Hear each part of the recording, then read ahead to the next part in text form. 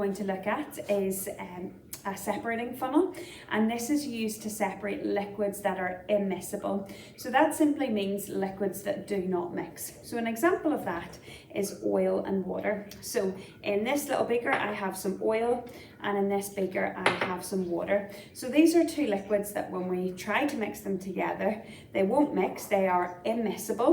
Miscible means they do mix. Immiscible means they do not mix. So to show you that, I'm going to pour the water into this beaker, and I'm going to pour the oil, and you can see that rather than them mixing, they have formed two distinct layers.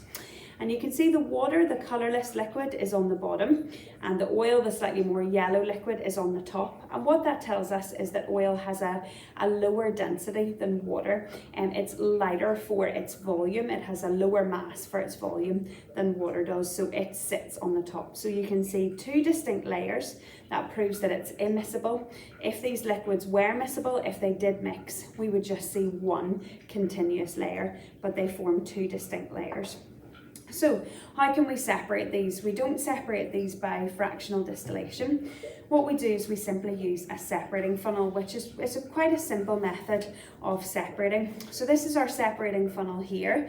We've got a tap at a stopper at the top, which I'm going to take off, and I'll pour my mixture in a second. And we also have this tap. So I'll pour my mixture in here, and it'll fill my separating funnel. And this tap allows us to let out one of the liquids. So let me pour it in first of all, and then we'll see this in action. So we need to make sure the tap is closed first of all.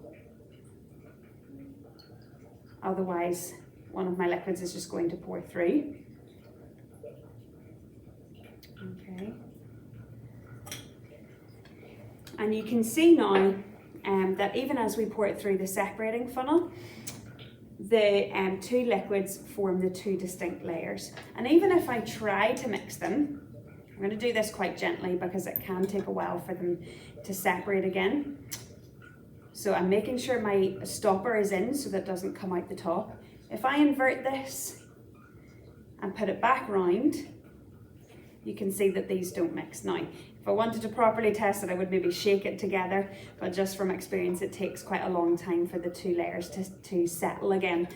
So we'll just leave it like that. But even inverting to mix would have mixed them if these liquids were miscible, but they are immiscible. They do not mix. So you can see our two distinct layers, water at the bottom, oil at the top. And very simply with this method, we just open the tap and allow the first liquid to pass through. And then when we get to that junction where the two layers meet, then we close the tap and we change to a clean beaker and collect our top layer. So I'm going to take the stopper off because otherwise the liquids won't flow through. And I will open the tap, and I have to look closely. What I'm doing is I'm letting the lower layer, which is our water, and you can see that, I'll pause it here, but you can see the water level starting to drop because it's passing through the open tap and out the bottom and collecting in our beaker.